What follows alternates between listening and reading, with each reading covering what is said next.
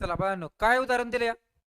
एक चोर चोरी करून निघालाय आणि पोलीस त्याचा पाठलाग करतायत.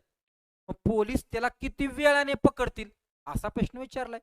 मग तुम्हाला त्या दोघाच्या मधला वेगातला गॅप माहिती आहे ना, की किती वेग जास्त आहे तो बघा बर. इथं त्यांनी सांगितलंय आता 200 मीटरचं अंतर आहे दोघाच्या मधलं आणि वेग एकाचा 10 आणि एकाचा 12. म्हणजे पोलीस जास्त स्पीडने पळत असतील ना. तुम्हाला काय करायचं याच्यात, तर अंतर किती आहे दोघाच्या मधलं? 200 मीटरचं. ते अंतर आपल्याला जायचंय पुढं पोलिसांना. तर त्या पोलिसाचा वेग कितीचा आहे? 12चा. मग कितीनं जास्तीचा आहे? 2ने. मग तो 2 खाली घ्यायचा. 2 वेग जास्त आहे ना. आणि अंतर किती जायचंय? 200 मीटर. पण बाळांनो 200 मीटर मध्ये आहे आणि वेग किलोमीटर तासातला आहे. मग तुम्हाला या मीटरचं रूपांतर किलोमीटर मध्ये करू आपण. सांगा बरं. 1 किलोमीटर म्हणजे किती? 1000 मीटर.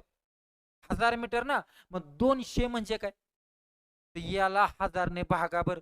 म्हणजे त्याचं किलोमीटर मध्ये होईल. या अलीकड 3 घर 0.2 किलोमीटर आणि हा 2 सुद्धा काय आहे? किलोमीटर तासातला वेग आला. आता सांगा, तुझा पॉइंट काढण्यासाठी खाली शून्य वाढवा. लावून टाका बरं भागबाळांनो. बेक बे बेधाय 20 1/10 तास. हे उत्तर तासात आले, मिनिटात नाही. हे काय तासात. पण त्याच तुम्हाला मिनिटात करण्यासाठी त्याला 60 ने गुणायचं असतं. आणि मग आता जर तुम्ही त्याला भाग लावला 10 एकेदा 10 सक 60. त्याचाच अर्थ पोलीस चोराला 6 मिनिटामध्ये पकडणार. संपलं उत्तर. कुठे नाही कळलं बघा बरं. म्हणजे आपण मीटरचं रूपांतर किलोमीटर मध्ये केलं त्याला 1000 ने भागून आणि मग दोघाच्या मधला वेगाने भागलं. संपलं. आणि इथं काय केलं, आलेलं उत्तर जे तासात आहे त्याचे मिनिटात करण्यासाठी त्याला 60 ने गुणले. ओके. चला पुढचं उदाहरण तुम्ही सोडवायचं आणि मला कमेंट मध्ये याचं उत्तर सांगायचं. तेच उदाहरण आहे. ओके. धन्यवाद.